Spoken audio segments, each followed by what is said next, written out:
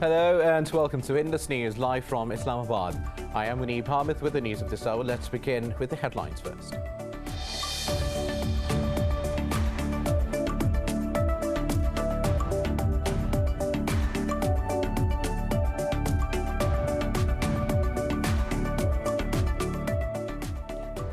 In Myanmar, 4 people have been killed after security forces opened fire on pro-democracy protesters. People have taken to the streets again despite more than 550 deaths since the February 1st coup.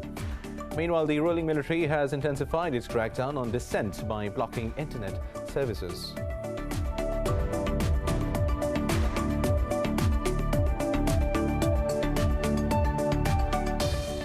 The US, Japan and South Korea have agreed to keep up pressure on North Korea to abandon its nuclear and ballistic missile programs. The national security advisors of the 3 countries issued a joint statement after high-level security talks in Maryland. They reaffirmed their commitment to denuclearization through trilateral cooperation.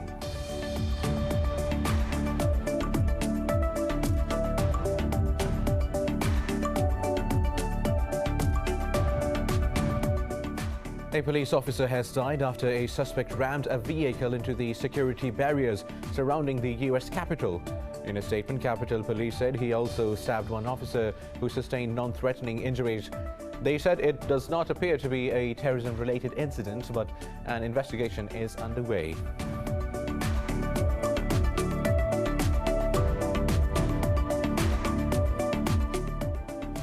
The global number of coronavirus infections has surpassed 130 million, with the death toll over 2.8 million. The virus continues to batter Brazil, which reported nearly 3,000 fatalities overnight. The Netherlands is the latest country to pause inoculations with the AstraZeneca vaccine in people under 60 years of age. Here in Pakistan, the virus has infected more than 4,000 people and claimed 84 lives overnight. Nationwide, the death toll is approaching 14,700.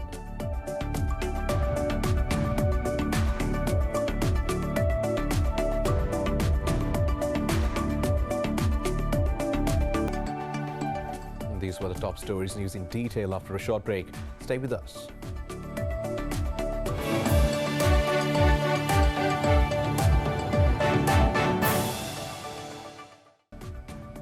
Welcome back. Now let's have the news in detail, and we start from Myanmar, where security forces have killed another 4 pro-democracy protesters. People have taken to the streets again, despite more than 550 deaths since the 1st of February coup. Protesters gathered against the military in the southern city of Dai Wei and elsewhere.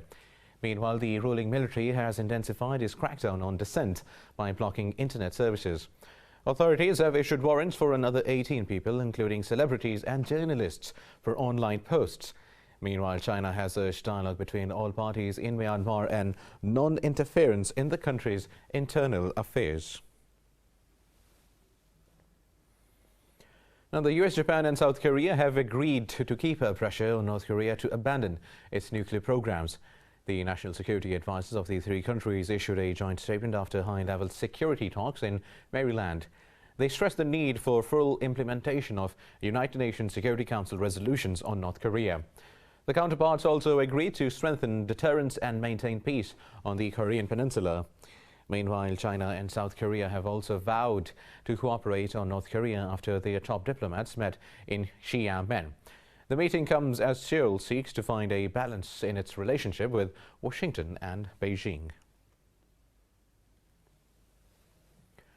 Now, in the United States, a police officer has died after a suspect rammed a vehicle into the security barriers surrounding the Capitol. In a statement, the Capitol Police said he also stabbed another officer who sustained non-threatening injuries. Police say in less than 2 hours they had shot dead the suspect. They said the incident does not appear to be terrorism-related, but an investigation is underway. Meanwhile, members of Congress were not in Washington, with both the Senate and House of Representatives in recess for the Easter holiday. President Joe Biden was also out of the city. The United States has lifted sanctions on International Criminal Court prosecutor Fatou Bensouda. The former Trump administration imposed the curbs on Bensouda over her probe into U.S. war crimes in Afghanistan. U.S. Secretary of State Antony Blinken termed the sanctions inappropriate and ineffective. In a statement, Blinken said the State Department has also terminated visa restrictions on certain ICC personnel. He said the U.S. continues to disagree with the body's actions relating to Afghanistan and Palestinian situations. However, Blinken added U.S. concerns will be better addressed through engagement with the ICC. Meanwhile, a spokesperson for the ICC said the court welcomes Washington's move. Also, the U.S. has reaffirmed its support for Kiev amid reports of a large Russian military buildup near the eastern Ukrainian border. This came as President Joe Biden held telephone talks with his Ukrainian counterpart Volodymyr Zelensky. Biden said the United States will continue backing Ukraine's sovereignty in Donbass and Crimea. According to Zelensky's chief of staff, Biden said Ukraine will never be left alone against Russia's aggression. Western nations and NATO have voiced concern over Russian troop movement near Ukraine's eastern Donbass region. Earlier, Russia warned NATO against deploying troops in Ukraine, saying the move will escalate tensions. Now, U.S. Secretary of State Antony Blinken has called on Israel to ensure equal treatment of Palestinians. Blinken spoke on the phone with Israeli Foreign Minister Gabi Ashkenazi. The State Department says Blinken asserted that Israelis and Palestinians should enjoy equal measures of security and democracy. Now, a statement read that the two leaders discussed humanitarian assistance to the Palestinian people. It said the two also spoke about Israel's normalization of ties with Arab countries. Blinken has also discussed Tel Aviv's ties with Myanmar in a phone call with his Bahraini counterpart. The two mulled over ways to capitalize on progress made at the U.S.-Bahrain strategic dialogue in December. Now, the U.S. has reiterated calls for Iran to release all American citizens detained in the country. A State Department spokesperson says unjust detentions for political gain must cease immediately. In a press briefing, Jelena Porter said the safe return of those detained in Iran or elsewhere is a top priority for Washington. She called on the Iranian government to also immediately and safely release a British citizen detained in Tehran. Porter's comments come as the U.S. and Iran are set to hold indirect talks in Vienna from Tuesday. Moving on now, Iran has rejected any step-by-step lifting of U.S. sanctions imposed against it. A foreign ministry spokesperson says the definitive policy for Iran is the lifting of all curbs at once. In an interview, Saeed Khatibzadeh said these include the sanctions the previous U.S. administration reimposed and the ones they initiated. His remarks come as the U.S. and Iran are set to hold indirect talks in Vienna from Tuesday to discuss the 2015 nuclear deal. British, German, French, Chinese and Russian officials will engage in shuttle diplomacy between Tehran and Washington. Now, the global number of coronavirus infections has surpassed 130 million, with the death toll over 2.8 million. The virus continues to batter Brazil, which reported nearly 3,000 fatalities overnight. The Netherlands is the latest country to pause inoculations with the AstraZeneca vaccine in people under the age of 60 years. Details in this report.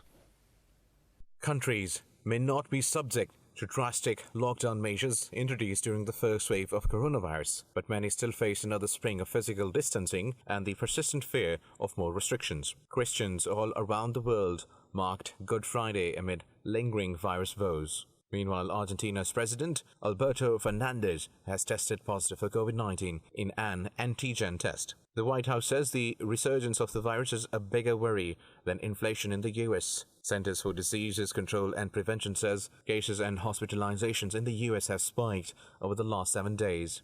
CDC's most recent data show the 7-day average of new cases is now slightly above 62,000 cases per day, a continued increase over the 7-day period. Similar to cases, new hospitalizations continued to increase, with the most recent 7-day average at nearly 4,950 admissions per day. Controversy surrounding the AstraZeneca vaccine causing blood clots continue to unfurl.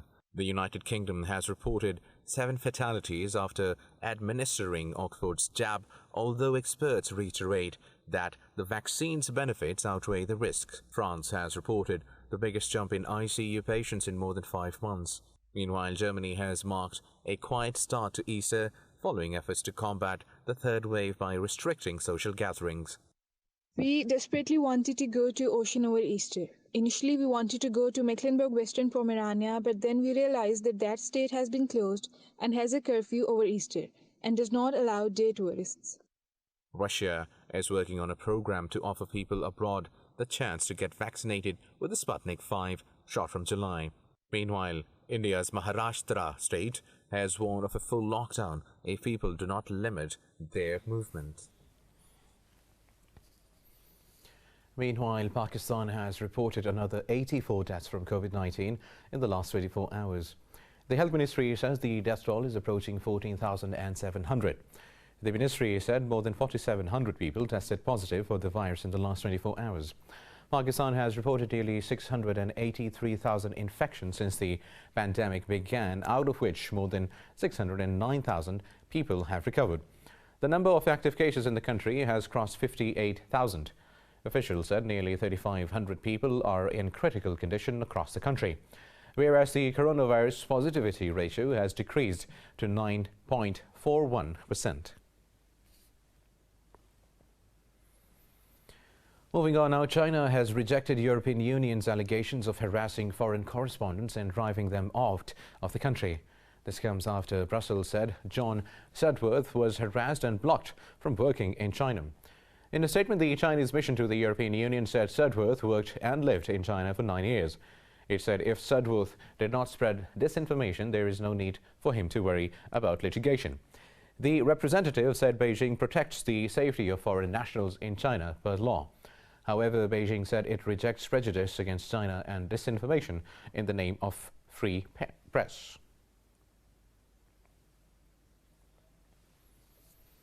Now, Taiwan says European countries are helping with Taipei's indigenous submarine project. In a rare admission, the Defense Ministry said the sensitive program is not only getting assistance from the United States. The ministry denied a report that North Korea had discussed helping Taiwan with the submarines. It said there has never been, there is not now, and will never be any contact with Pyongyang over the issue. Officials said important countries in Europe and the US are providing all help without going into details.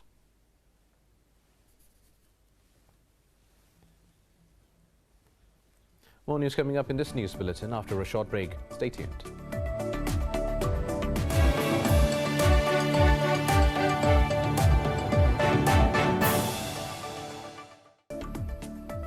Welcome back. Now moving on with the news stories. Turkey says it strongly rejects claims by Athens that Ankara pushed a migrant boat into the Greek waters. Turkish Deputy Interior Minister Ismail says Greece distorted the events and is telling lies. In a statement, Ismail said Athens pushed back 231 migrants in 7 incidents on Friday.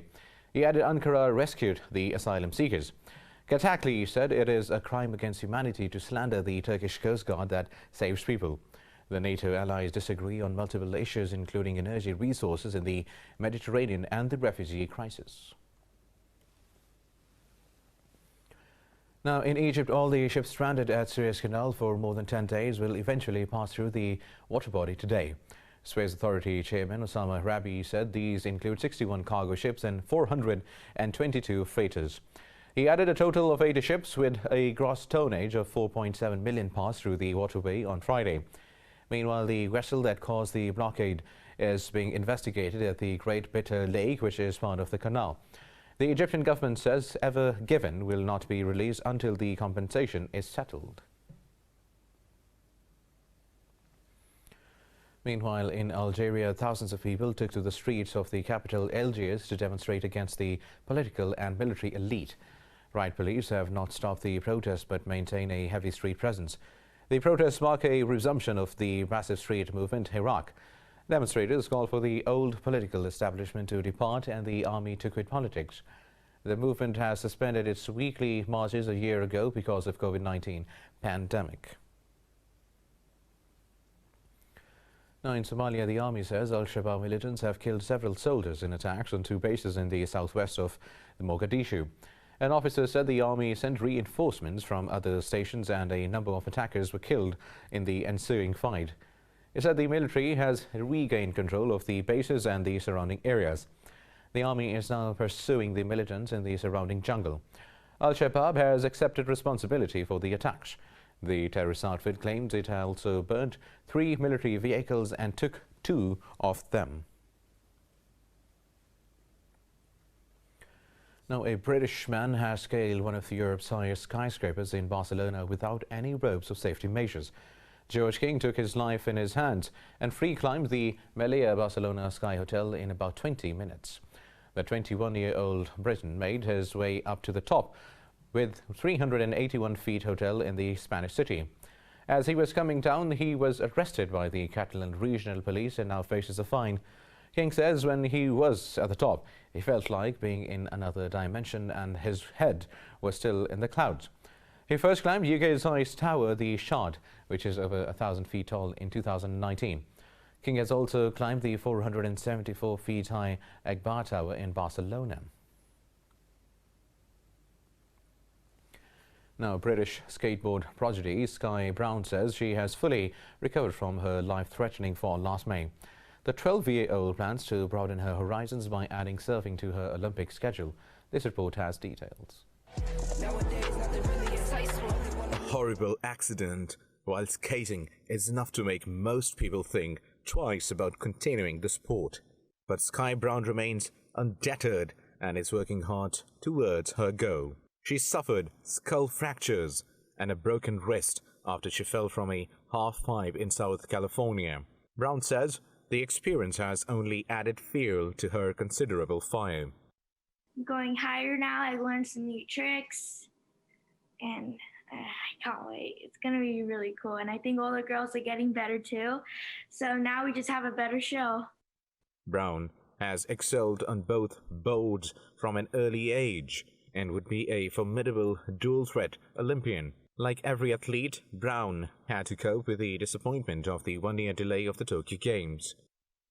Well, at first, when I heard the Olympics, was delayed, I was sad. I thought my dreams were, gone. Like, I couldn't be in the Olympics anymore, and I felt sad. But then I realized it was just delayed, and, we just get more time to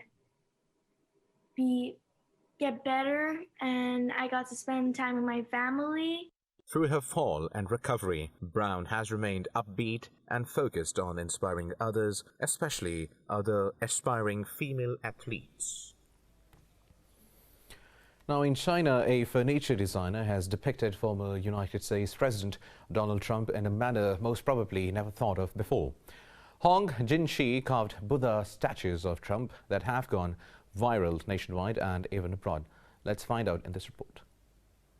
Former US President Donald Trump was anything but a monk, but one can still imagine him as such. So a Chinese designer was inspired by the potential contrast provided by the true extremisms of Buddhism and a former leader known for his sharp outbursts. Hong Jinshi made 2 white ceramic statues of a pint-sized version of a meditating Trump as a fun project. Little did he know, their demand and hype would surge so much that he would end up opening a workshop to produce more such statues. This process is actually like this, because his image and the image of meditation are 2 extremes. Meditation is a look within oneself, where you let go, where you don't fight for fame and fortune. So the image of the statue and his current situation are 2 extremes. This is a more peaceful and quiet image. For several months, Hong worked with his sculptor friend to refine the design. Hong is unaware if Trump has seen pictures of the statue, but he is very eager to find out how the former US president would react on seeing it and, if possible, wants to gift him one. I'm very curious how he would react to this statue. But I heard a friend say that based on Trump's character, if it is something that makes him famous, then he'll like it. Not to mention that this is something quite positive. Hong has so far sold around 200 statues, which come in 2 sizes and take around 10 days to make. A 16 centimeters model is priced at $150, while a bigger one of 46 centimeters is worth $347. Well, now driven by the desire to be educated, a 50-year-old Nigerian woman has overcome stigma and joined a school as she was unable to study as a child. Let's find out about her in this report. Dressed in pink uniform, Shade Ajay joins hundreds of other pupils at a school in Ilorin in Nigeria's western Kawara state. As a child, Ajayi worked at her aunt's shop and had never set foot in a classroom. The 50-year-old woman runs her own business of making and selling purses and bags and believes her inability to read or write had been holding her back.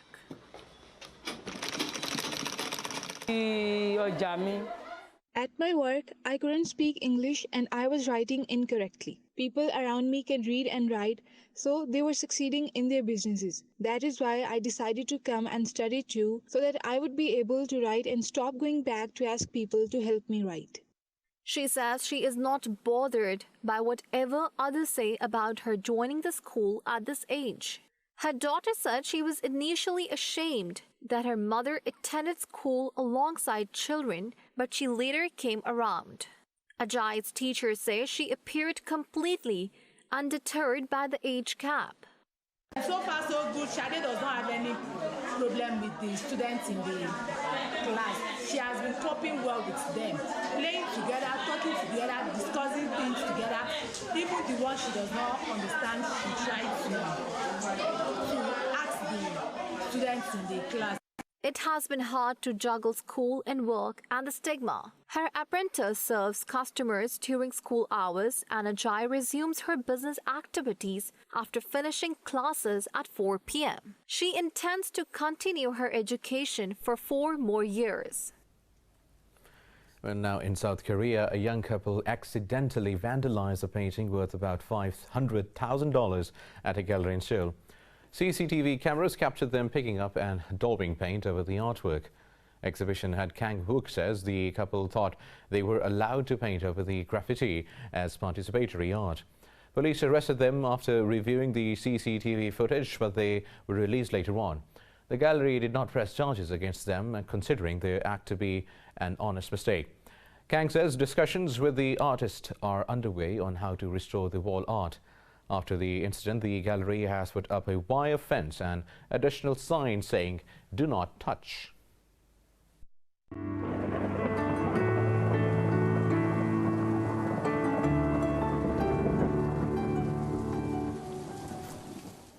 Now let's have a look how the weather is doing across the globe.